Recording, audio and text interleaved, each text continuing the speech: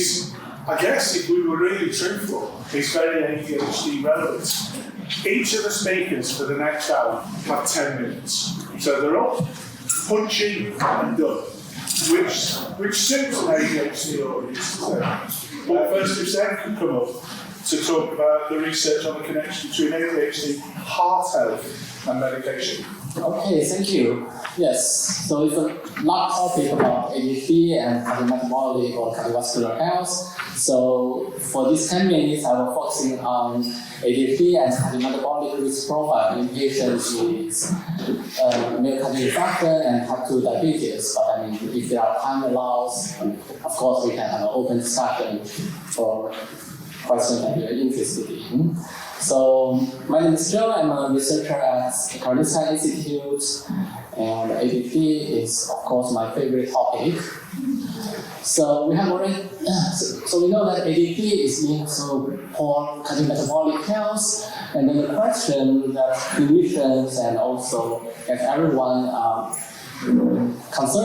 interested in is how to best manage myocardial infarction, conditions like myocardial infarction or type 2 diabetes in patients with co-occurring ADHD. And in order to make informed decision and treatment, we need to understand the cardiometabolic risk profile in these patients with and without ADHD. Are they similar or are they different? And based on this information, how to make the best treatment plan. So when we're talking about cardiometabolic risk profiles, these are the things that we consider, or the clinicians, cardiologists, they consider.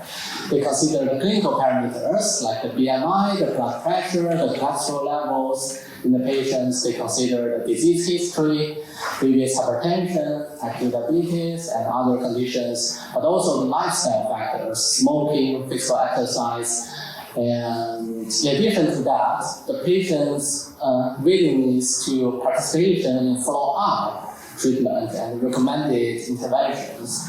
To find evidence for these questions, we use data from the national registers in Sweden. So the first one is the national register of patients presenting symptoms of acute myocardial infarction or undergoing coronary procedures in Sweden. In short, the SWEET-HEART study. And so here we've identified a bit over 500 patients with ADHD and the maximum with same age set patients without ADHD, 2,700. So all these patients have acute myocardial infarction, some of them with ADHD, some without ADHD. So we start by looking at their clinical parameters, if they are different. If this is too small, I apologize for that. But we look across a number of clinical parameters. So we don't have to go look into details of all this, but the general conclusion is that we see very little difference between patients with ADHD and without ADHD. And even for a few of them, like the total cholesterol here, I mean, there are small difference, like 0.1 or something. It's not clinical meaningful at all, according to the cardiologist. So first part, they are similar. And then we look at disease history. Before myocardial infarction, do they have type 2 diabetes, hypertension, hyperlipidemia, and other conditions?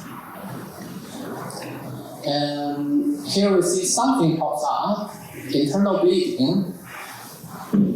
Patients with ADHD has a bit higher likelihood of have previous bleeding, and also COPD, which is closely correlated with smoking. And then we look at behavioral factors, whether the patients are smoking and taking snus, and snus is something quite unique in the Nordic countries. It's like a nicotine gum that you can take. So for both of these two, we see higher use in patients with ADHD. To some extent expected. And then we look at how often patients with and without ADHD participated in follow-up evaluation behavioral lifestyle change and also participation in guideline recommended non-pharmacological interventions. So here we see that patients with ADHD attend the follow-up evaluation to a small lesser degree, a bit lower than patients without ADHD, and also to some extent less likely to quit smoking. And then for participation in other interventions, they are fairly similar. So that's for myocardial infarction. We did the same thing in patients with type 2 diabetes. Again, this is data from the national registers in Sweden. And then we compare the clinical parameters and we compare the behavioral factors. And again, similar story that we see. They have very similar clinical profiles in terms of the blood pressure and blood glucose level, but they are more likely to smoking. So from these studies, we found little difference in terms of clinical parameters and disease histories between patients with myocardial infarction, with and without ADHD, and similar for patients with type 2 diabetes, with and without ADHD. So this gives the clinician important information when facing patients with these conditions, and also with ADHD. So they're similar. Most often we can follow the clinical guideline and provide the standard treatment. But there are something to pay extra attention to is the lifestyle factor, in particular smoking for patients with ADHD. So they are more likely to smoke and less likely to quit smoke and engage in this follow-up intervention, because for all these chronic conditions, the continued treatment, changing lifestyle factors is really important for better prognosis. So if we can take one single take-home message is quit smoking.